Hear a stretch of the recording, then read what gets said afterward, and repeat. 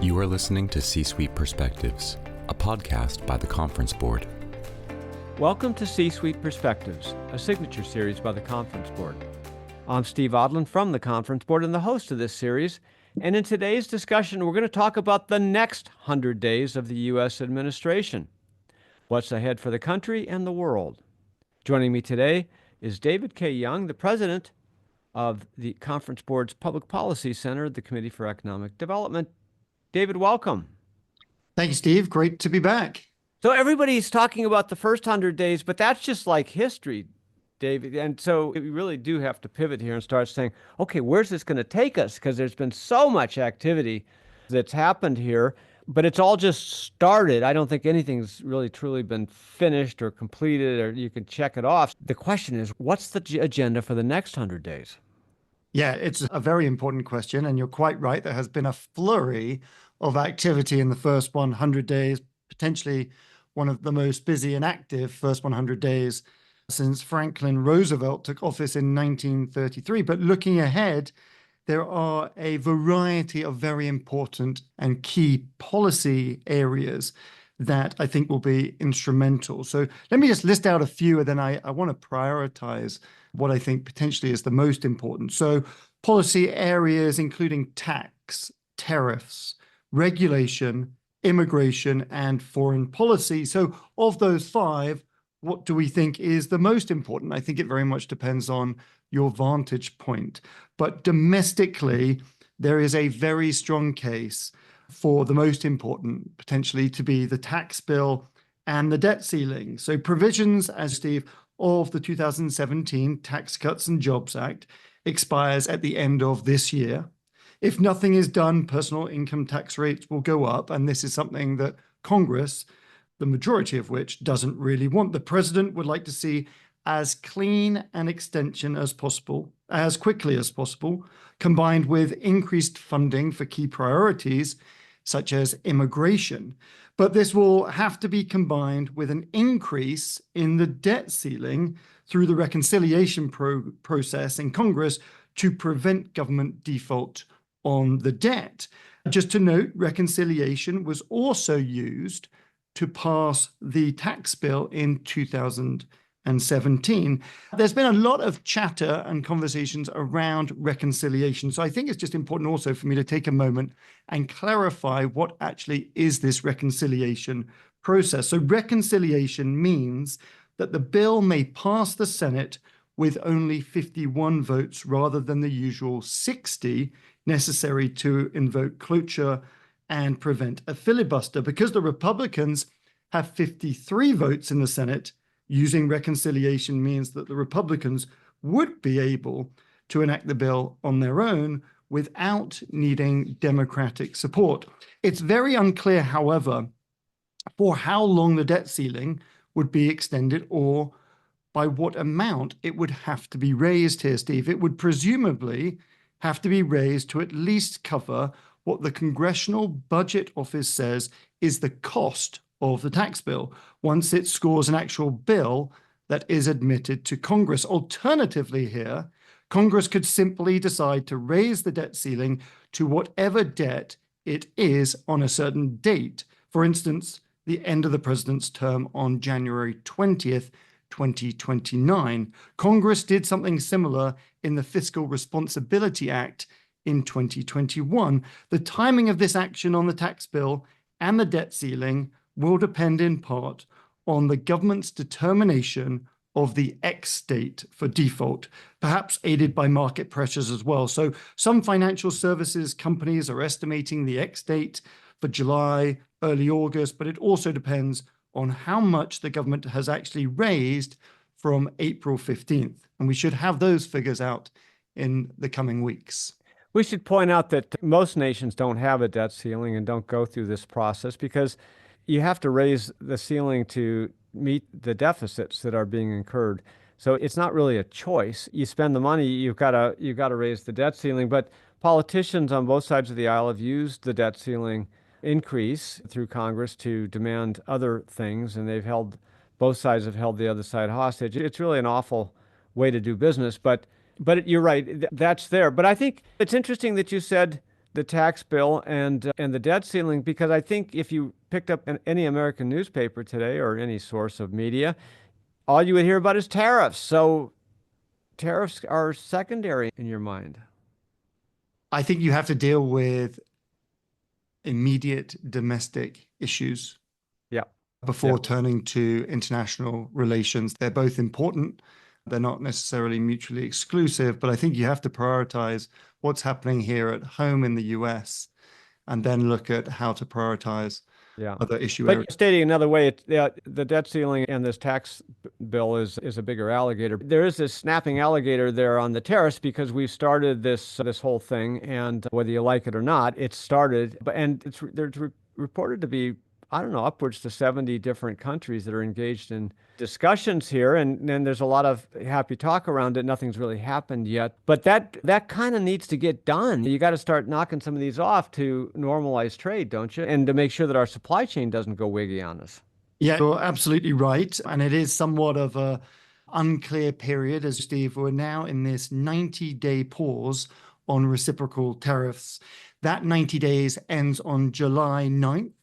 And many of the major trading partners, if not all of the trading partners, will want to reach agreements to reduce spend or suspend them by this time. It remains unclear, to be honest, what concessions other countries will have to make, the extent to which other issues, including the impact and role of geopolitics, will be considered, and the administration's willingness to accept promises of investments or US exports.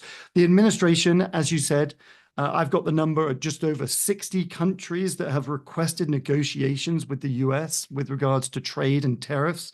The vice president is out and about traveling. He was in India seeking to negotiate a new bilateral trade agreement with India that could be a model for other countries. Japan wants to negotiate a model as well. So they're all vying to try and figure out what is best for them. Negotiations with the EU could be very difficult, both on exports and on US criticism of the EU Digital Markets Act and the Digital Services Act.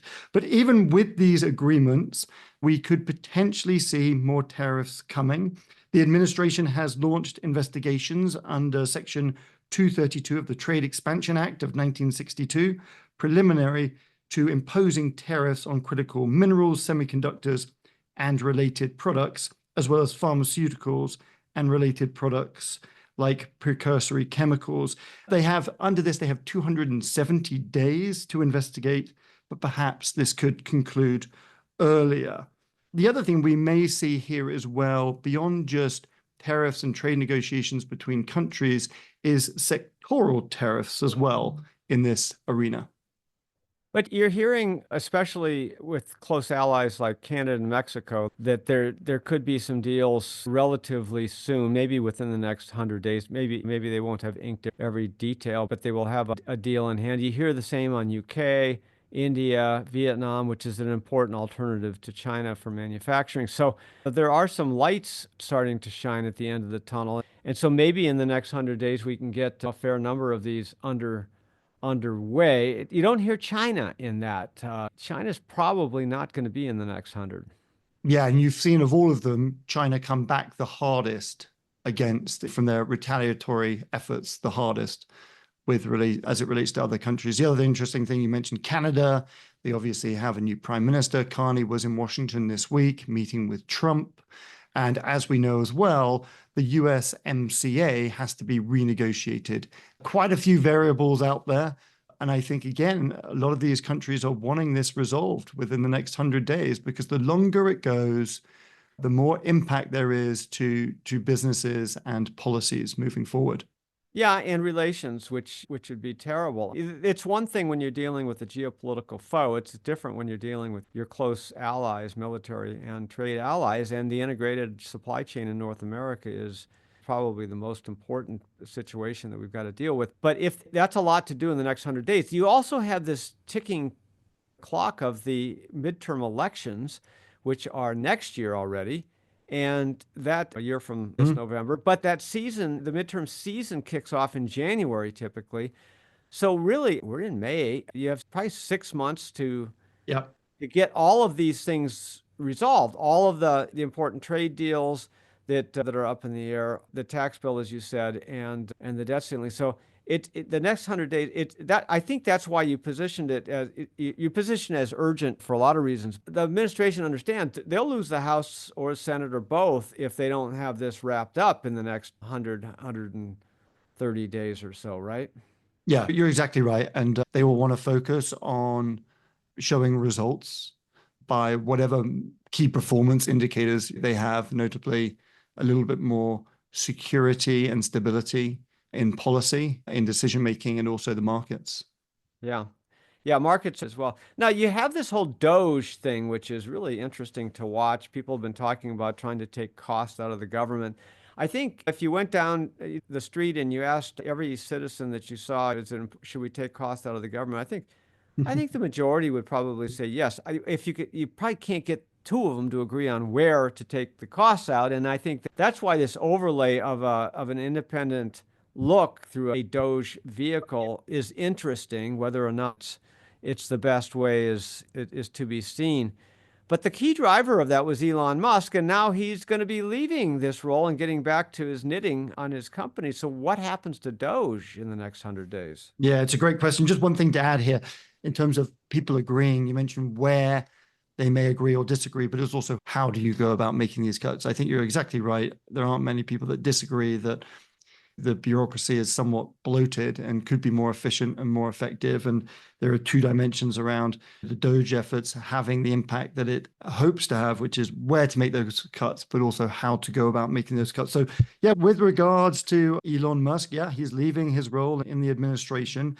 Quite a bit of litigation continues on the DOGE efforts to reorganize the governments, including personnel reductions and efforts to end the functions of entire agencies such as USAID and also the Voice of America. I think you should be able to expect more court decisions, perhaps even from the Supreme Court in the next 100 days and beyond. Now also the DOGE effort is expanding beyond just spending cuts. It's expanding towards the area of regulation. A good example here is all agencies have been told to send lists of regulations they wish to repeal to the Office of Management and Budget in coordination with the DOGE team leads at each of those agencies. This will lead to likely repeal of many regulations with significant economic effects without using typical notice and comment rulemaking procedures. So I think, yes, Elon Musk started the DOGE efforts. He's very much spurred it and been the heartbeat of that organization. But I think we should all anticipate those efforts continuing to move forward as there's, as you said at the beginning here, Steve, this recognition and willingness to streamline government and increase efficiency and effectiveness moving forward.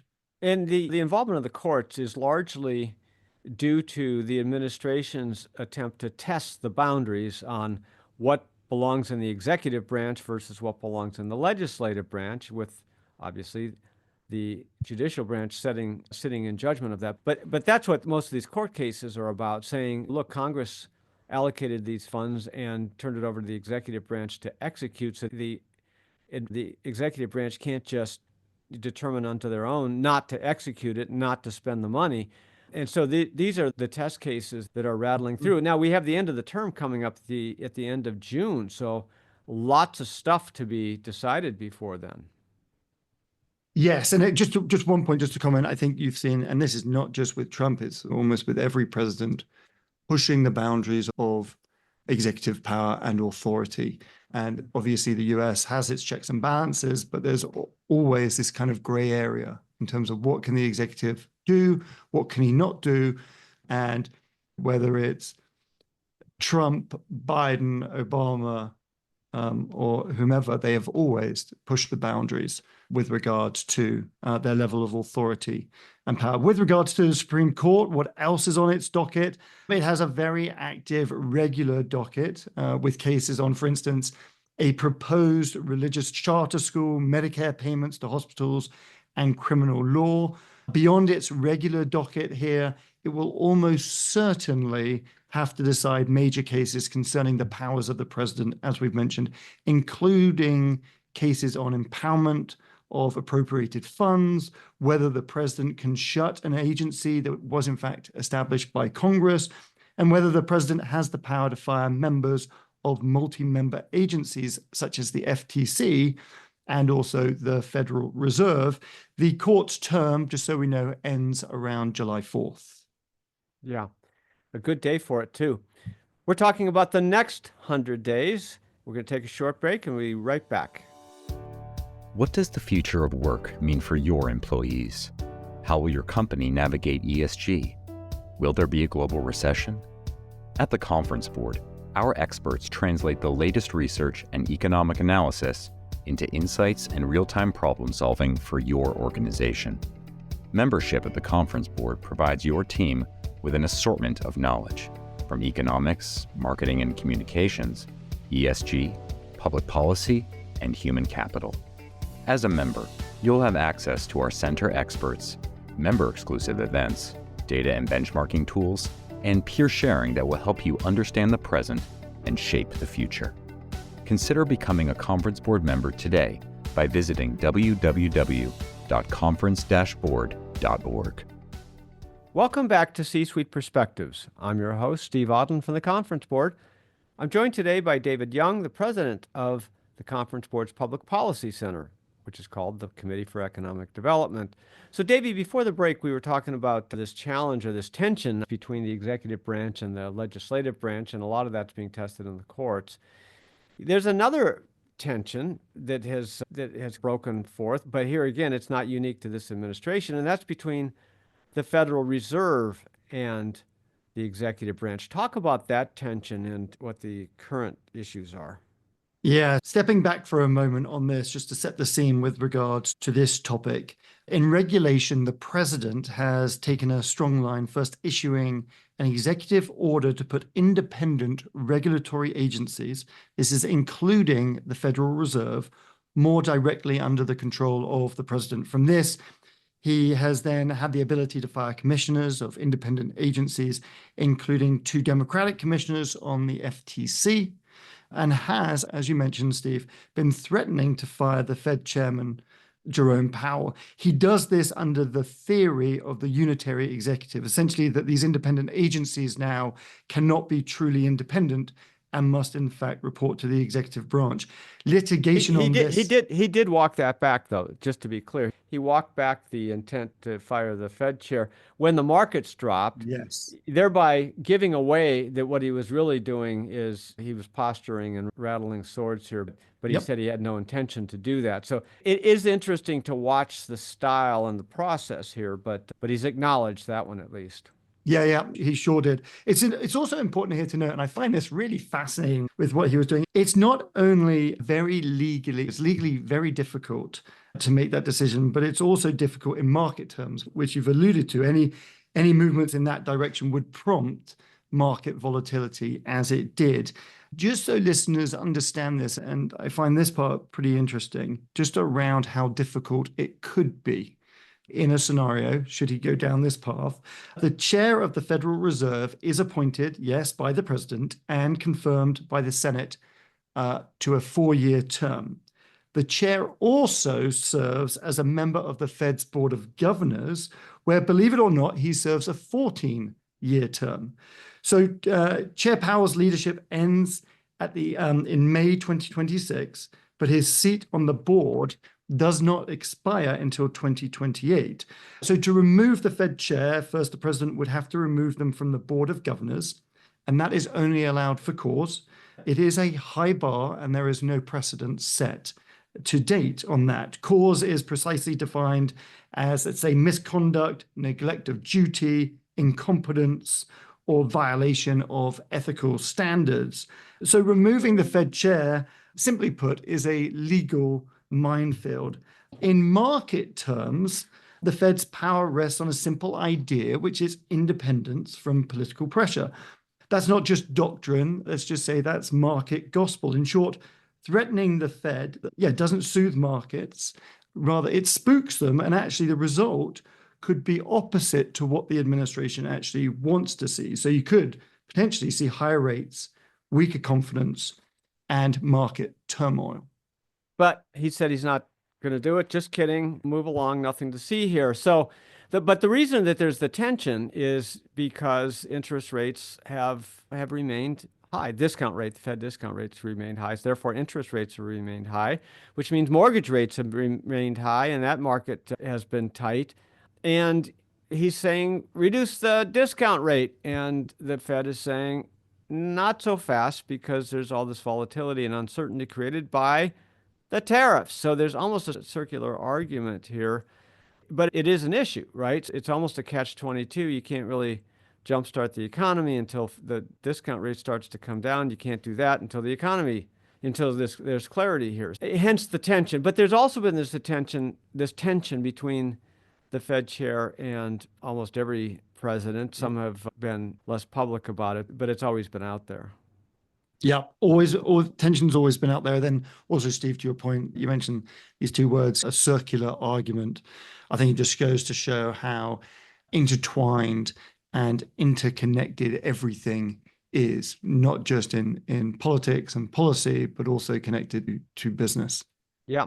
Now, we were talking about tariffs before the break, and of course, that is essentially a geoeconomic issue, but it's also a geopolitical one. There are other geopolitical issues beyond this, hence you get into a whole litany of issues in the South China Sea, the potential blockade of Taiwan, which they've been practicing, live fire exercises there. You've got the spying going on in the polar region, including Greenland, by those adversaries. You've got the construction of Russian bases on the Finnish border and in and around the Baltics, hence saber rattling that if Ukraine gets settled, then you've got potentially to deal with the Baltic situation. Lots and lots of concerns, while at the same time, our forces have been diminishing. And so there's a need for modernization of all of this. And so if you stitch together all of these geopolitical issues, what do you see happening in the next 100 days? Yeah, so Steve, you're exactly right. Lots of concerns, and these concerns, as we know, they're not static. They are changing very rapidly. Just a few things before I mention some of the things that have evolved just honestly in the last 48 hours. Beyond the efforts to end the war in Ukraine, which I'm delighted to hear you'll be doing another podcast on in a little bit more detail, we're obviously dealing with the efforts to avoid war with Iran. We also, NATO has been a big topic of many administrations, but also the second Trump administration.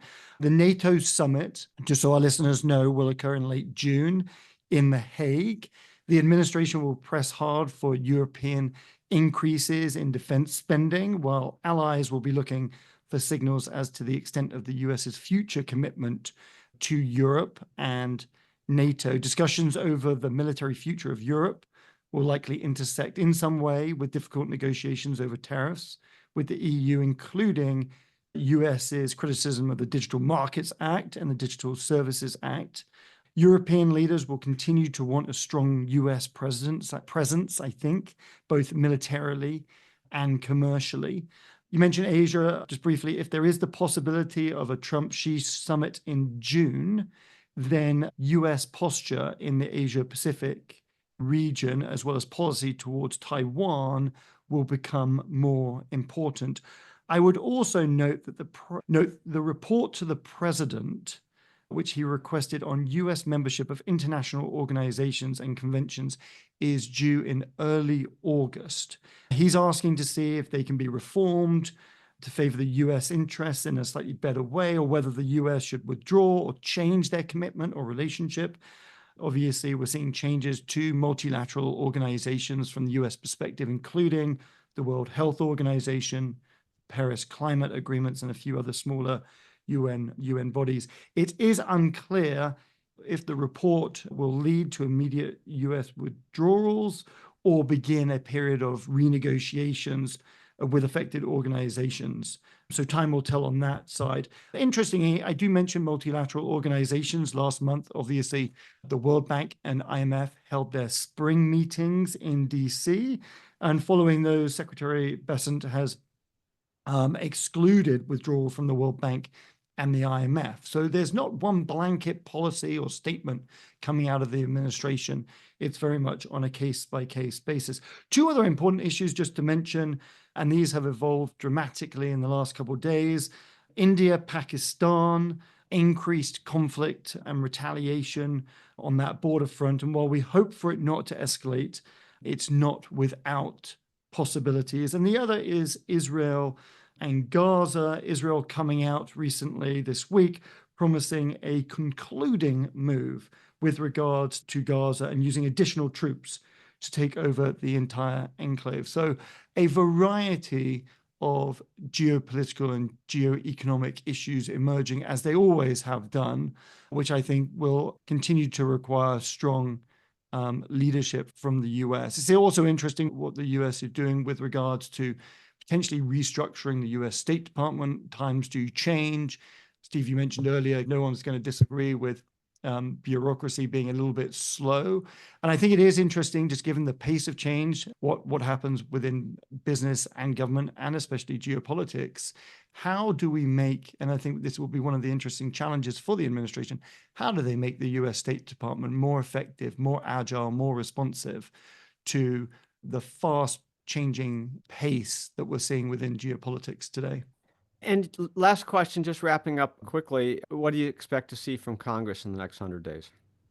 Yeah, beyond the tax bill and debt ceiling, both of which will be at top of Congress's agenda for the next 100 days, the 2026 budget, the 12 budget bills will provide an opportunity for Congress to restore, if it wishes, funding for programs and personnel cuts in the DOGE reorganization efforts. In particular, Congress will have to consider the proposed reorganization of the State Department that I've mentioned in foreign aid.